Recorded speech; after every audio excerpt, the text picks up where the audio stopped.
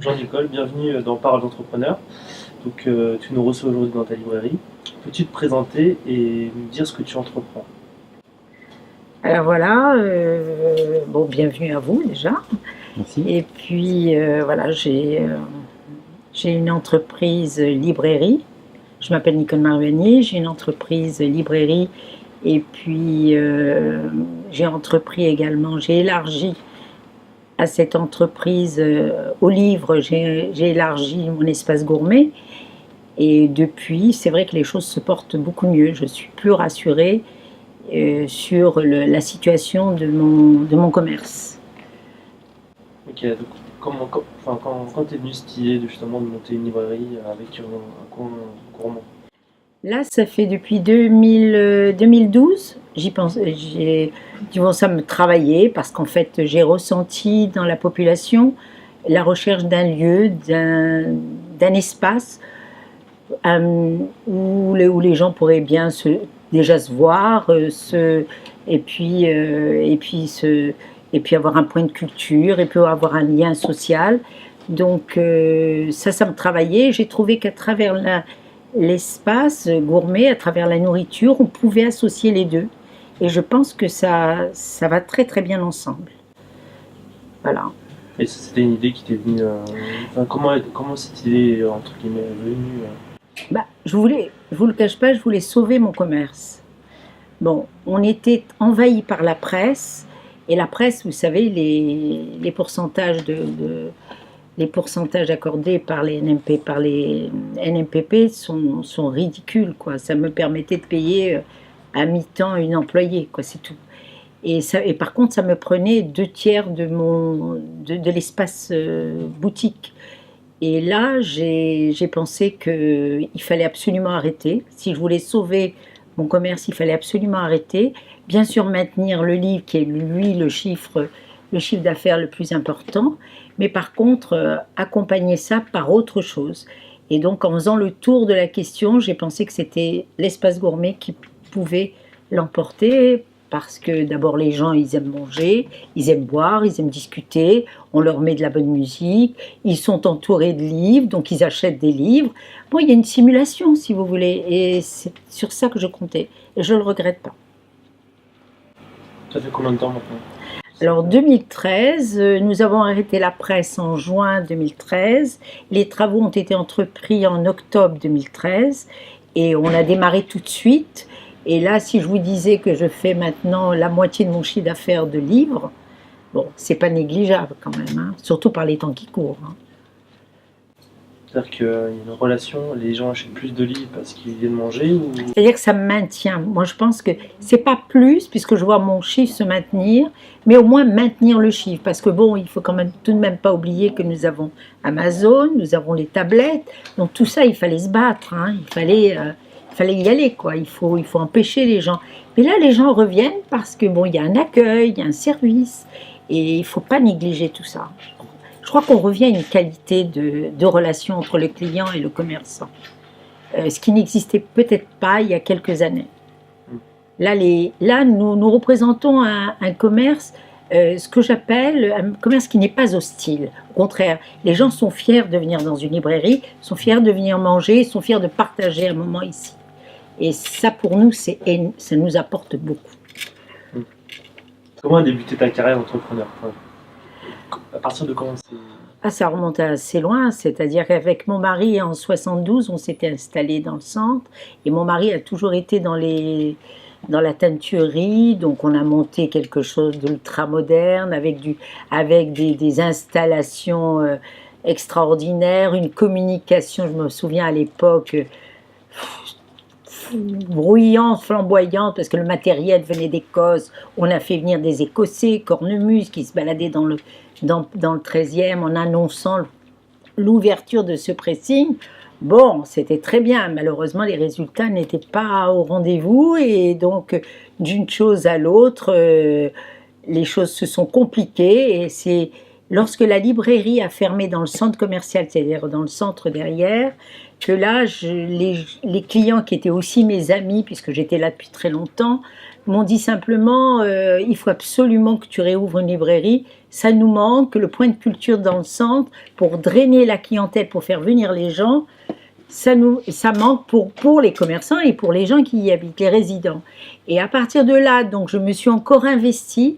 Malheureusement, ça a été une catastrophe parce que je m'étais super endettée. Et là, j'étais au bord de l'expulsion. Alors, une librairie que j'avais ouverte qui m'avait coûté énormément d'argent. C'est un métier que je ne connaissais pas, que je devais découvrir avec le retour d'un vendu, tout ça, je ne connaissais rien. Et pendant 10 ans, je n'ai pas eu de salaire. 10 ans. Donc, poursuivi par les huissiers, c'était pas très très gai, mais bon, je m'y accrochais. Et c'est à partir de ce moment-là, je me suis dit, je ne vais pas baisser les bras avec tout ce que j'ai payé. Je vais aller voir à la municipalité, à l'époque c'était Jacques Toubon, et je lui ai parlé de notre problème dans le centre. Et là, il a commencé à envisager le déplacement des boutiques, disons, les placer sur les rues, dans les coins de rue, dans les angles de rue. Et là, pour sauver les commerces qui existaient, parce que la plupart des commerces avaient fermé. Et à partir de là, bon, il a fallu quand même 7 ans pour la municipalité entre l'accord et la réalisation du projet. Hein.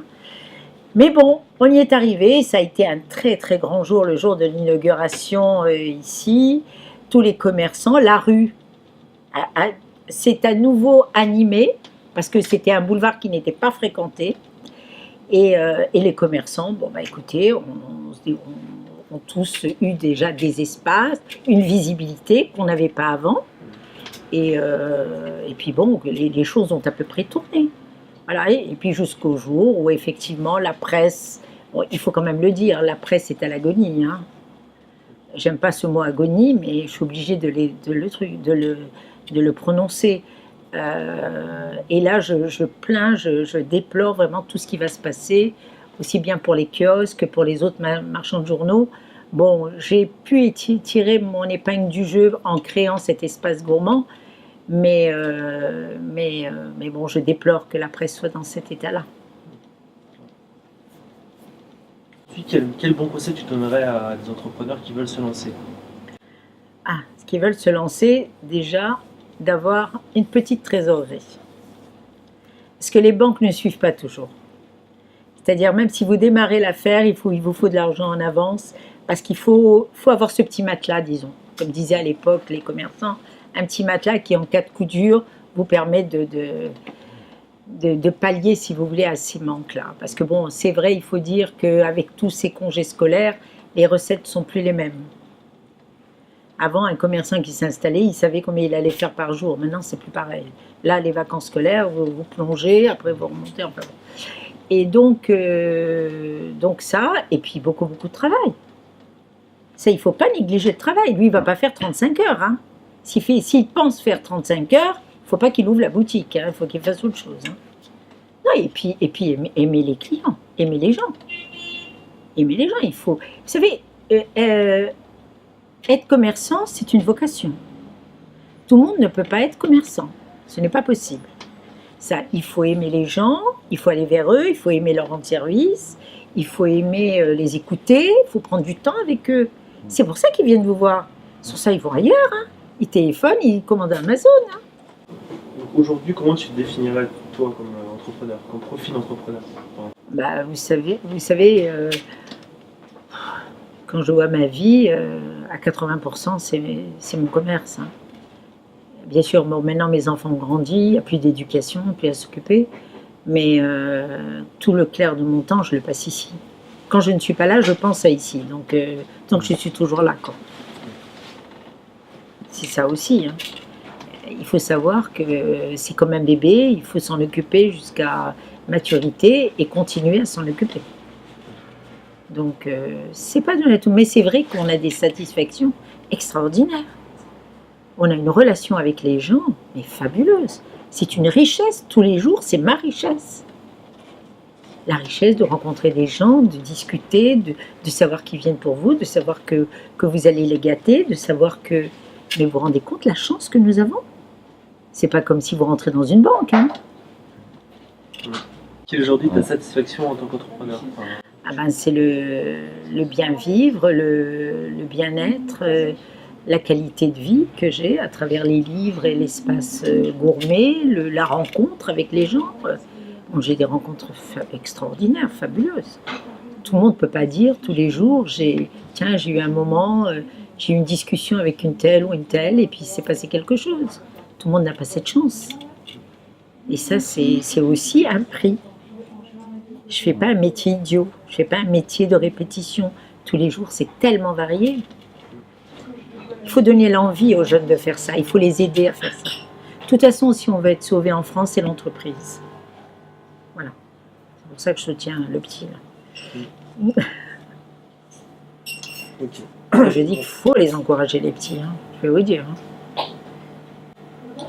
Quelle est aujourd'hui, si tu veux faire un petit bilan, quelles sont tes plus belles réussites? Ah ben, je crois que c'est celle-ci. C'est ma librairie.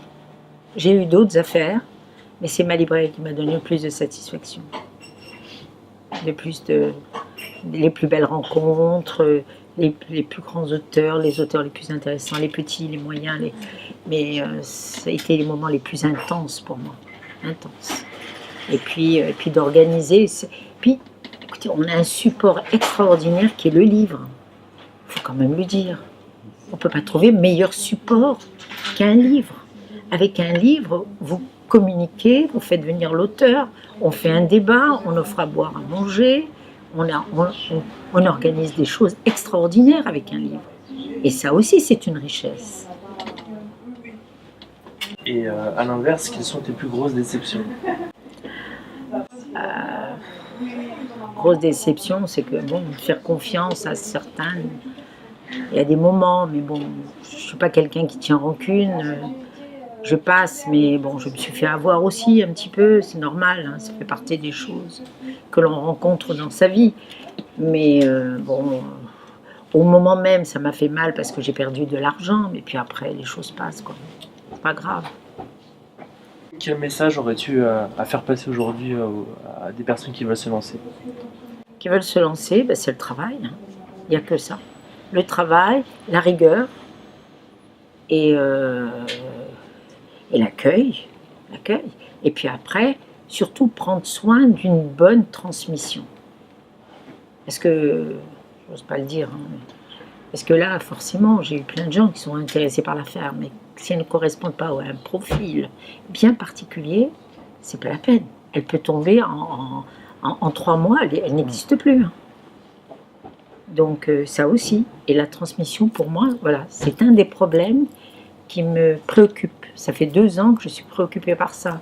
Parce que bon, je ne suis plus très jeune et je me dis qu'il va m'arriver des choses, comme à toute personne, ni plus ni moins. Mais enfin, la transmission, pour moi, c'est comme si je léguais le bébé à une autre maman. Et donc, je voudrais que les choses se continuent. Voilà. J'ai peur de ça. J'ai peur qu'elle lâche. Et ça, pour moi, c'est ma seule préoccupation, très forte. Ben, ça fait déjà quelques années. Mais enfin, c'est quelque chose que j'ai pas envie de rater.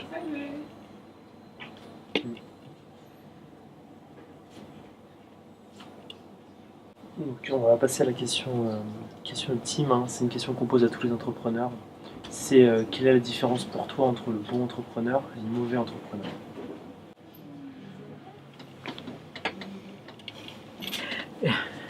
Le bon, c'est celui qui préserve son affaire et donc il essaye de prendre un salaire correct, sans trop exagérer, pour pouvoir maintenir.